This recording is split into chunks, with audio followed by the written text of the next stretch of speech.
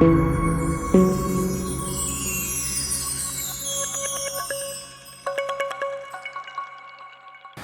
aí, tudo bem? Você já passou por alguma situação em que ninguém dava nada por você? E que você era um total desacreditado e talvez até você mesmo não acreditasse tanto na sua capacidade? Você já passou por algum processo em que as coisas que você sonha ou acredita ou tem como objetivo sejam distantes demais da sua realidade e até a sua própria família ou até amigos ou até pessoas que você nem conhece ou nunca deu liberdade, não acreditam que você é capaz de alcançar esse objetivo? A história que eu vou te contar hoje é de um Zé Ninguém que se tornou rei. Zé Ninguém na visão dos outros, mas ele sempre soube quem ele era e a quem ele servia. A história de hoje é sobre um tal de Davi que derrubou Golias. Essa história você deve conhecer. É? Está no livro mais antigo da história do mundo. Só não tô lembrado do outro. Vocês me falaram agora. Bom, Davi, não sei se você sabe, ele era pastor de ovelhas, né? Sabia não? Ele era o caçula da família dele. Ele não era um pastor de ovelha qualquer.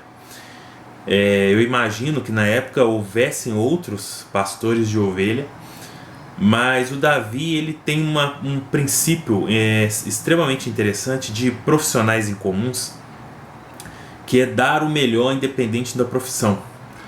E Davi cuidava com muito amor das ovelhas dele. Bom, a propaganda boca a boca, ela desde sempre foi muito eficiente, ainda mais na época do Antigo Testamento, né, onde não tinha rede social nenhuma, era só no falar mesmo. O rei da época, Saul, ficou muito mal-humorado, muito nervoso, porque alguns espíritos maus estavam nele, né? E ele, muito nervoso, ele falou: preciso que alguém me acalme, eu preciso de um bom músico. E na Bíblia diz o seguinte: o Espírito do Senhor saiu de Saul e um espírito mau, mandado por Deus, começou a atormentá-lo. Então os empregados de Saul lhe disseram: sabemos que o espírito mau, mandado por Deus, está atormentando o Senhor. Mande e nós iremos procurar um homem que saiba tocar lira. Assim, quando o espírito mau vier sobre o Senhor, o homem tocará a lira e o Senhor ficará bom de novo. E Saul ordenou: procurem um homem que toque bem lira e o tragam aqui. Um dos empregados respondeu, boca a boca: Jessé, da cidade de Belém, tem um filho que é bom músico.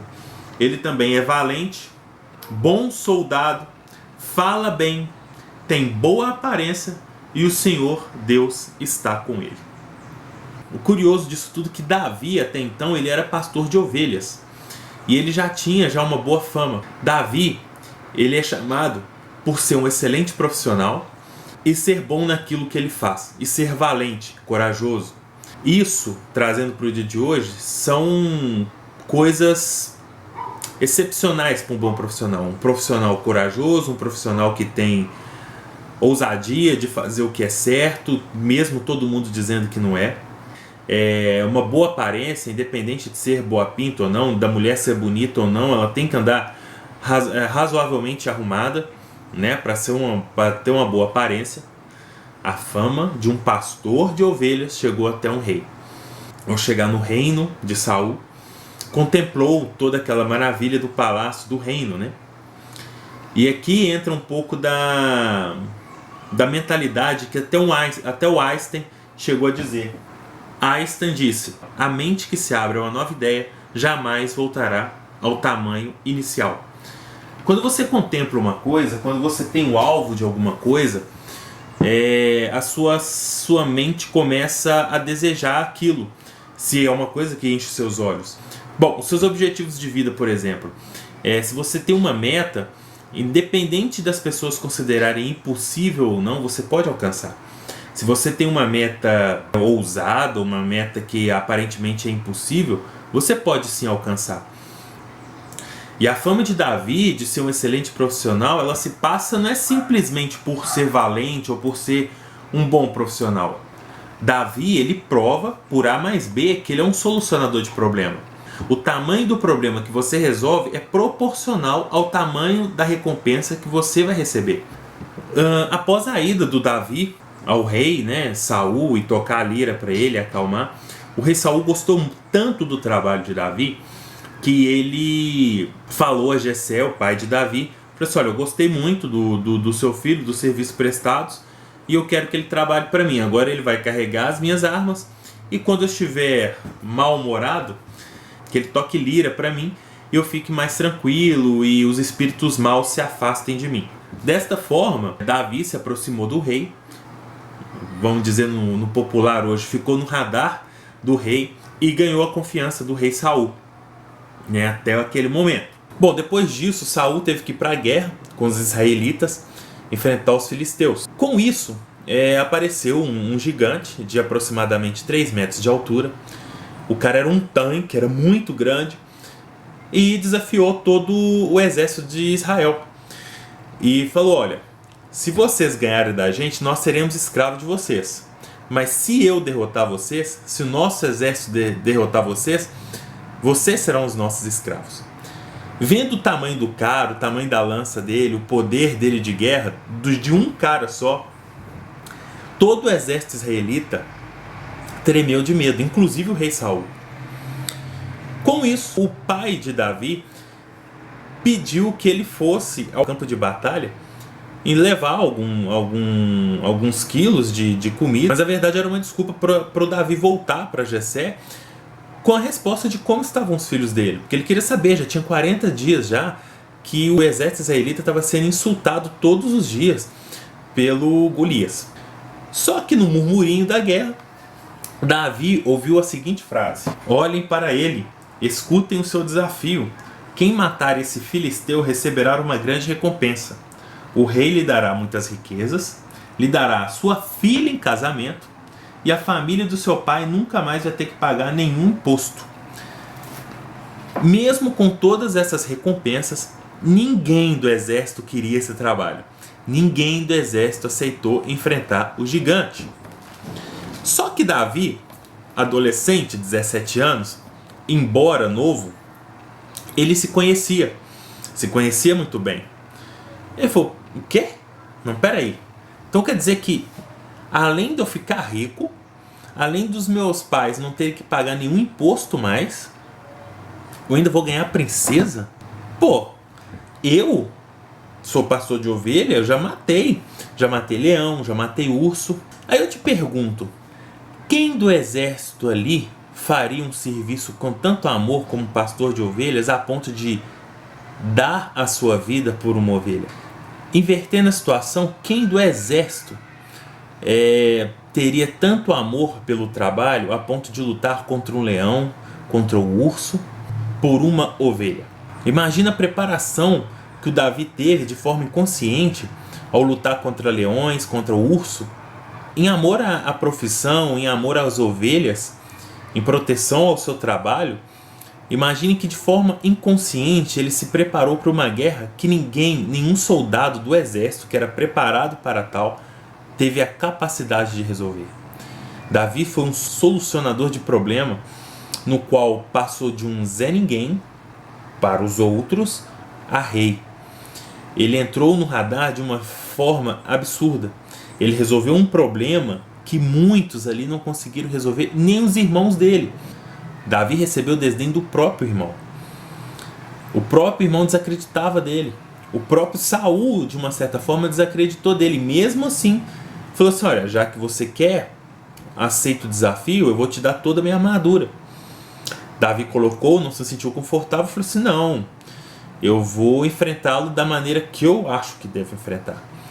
Aí entra a personalidade. Você no seu ambiente de trabalho, você ter personalidade para falar o que pensa e fazer o que você acha que é certo, sem ferir os princípios dos outros? Será que você no seu dia a dia, dentro da sua casa, consegue fazer o que você acha que é certo sem ferir os princípios dos outros? Davi, com todo respeito ao rei, se retirou, foi no rio, escolheu as pedras com sua funda e venceu o Golias. Mais do que isso, ele tinha fé e ele acreditava no que ele poderia fazer. Entenda uma coisa: Deus é o Deus do impossível. Mas nós temos que fazer o que é possível. Davi sempre fez o que estava ao alcance dele e muito mais. Davi sempre fazia o possível e deixava Deus agir no impossível. Davi sabia que, ao enfrentar o Golias, ele tinha um Deus atrás dele, mas ele aceitou o desafio pela fé, fé mesmo de acreditar naquilo que não se pode ver. Quem queria dar crédito para um garoto de 17 anos? Enfrentar um guerreiro experiente em guerra que era temido por todos. Imagina Davi passando na frente de todo o exército, olhando o olhar de medo dos soldados. Será que nós também não seríamos contagiados por esse medo? Será que nós falamos assim, não, eu vou lá, porque falar é fácil. Mas será que se a gente não se conhecesse o bastante, nós passássemos na frente desse exército e olha, fé, eu falei que ia dar conta, mas não sei não.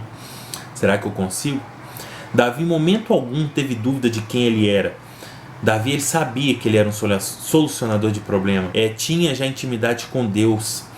Se a sua intimidade com Deus for muito grande, você não terá medo de nada. E mesmo que você tiver medo, você sabe que tem um Deus por trás para você, um leão de Judá para te proteger. Então, na sua vida, seja um leão, lute, seja um solucionador de problemas. Lembre-se, a solução dos problemas te trará a recompensa proporcional ao tamanho desse problema solucionado. Bom, depois de tudo isso, Davi chega no campo de batalha e ainda é atrevido, cara, é atrevido. Ele chega pro Golias e fala o seguinte. Vem tranquilo. 1 Samuel capítulo 17, versículo 41. Davi mata Golias. Golias, o filisteu, começou a caminhar na direção de Davi. O ajudante que carregava suas armas ia na frente. Quando chegou perto de Davi, Golias olhou bem para ele e começou a caçoar, porque Davi não passava de um rapaz bonito e de boa aparência. Quantas vezes nós já fomos julgados simplesmente por nossa aparência? Aí disse Davi, para que esse bastão?